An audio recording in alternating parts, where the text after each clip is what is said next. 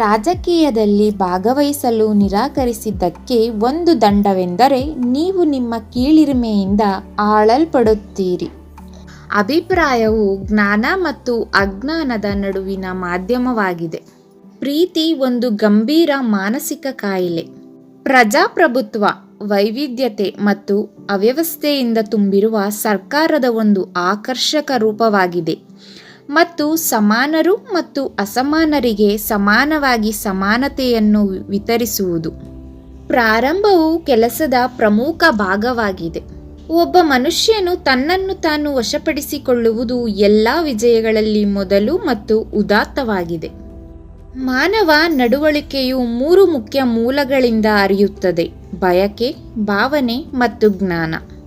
ನಾವು ನಂಬಿಕೆಯಿಂದ ಹೋರಾಡಿದರೆ ನಾವು 2 ಬಾರಿ ಶಸ್ತ್ರಸಜ್ಜಿತರಾಗಿದ್ದೇವೆ.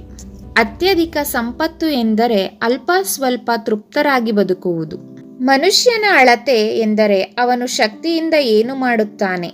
ವಿಜ್ಞಾನವು ಗ್ರಹಿಕೆಯನ್ನು ಹೊರತುಪಡಿಸಿ ಬೇರೇನೂ ಅಲ್ಲ.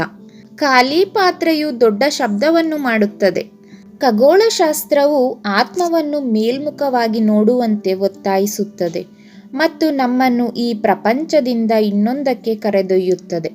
ಅವಶ್ಯಕತೆ ಆವಿಷ್ಕಾರದ ತಾಯಿ. ಅನ್ಯಾಯ ಮಾಡುವವನು ಅದನ್ನು ಅನುಭವಿಸುವವನಿಗಿಂತ ಹೆಚ್ಚು ದರಿದ್ರನಾಗುತ್ತಾನೆ.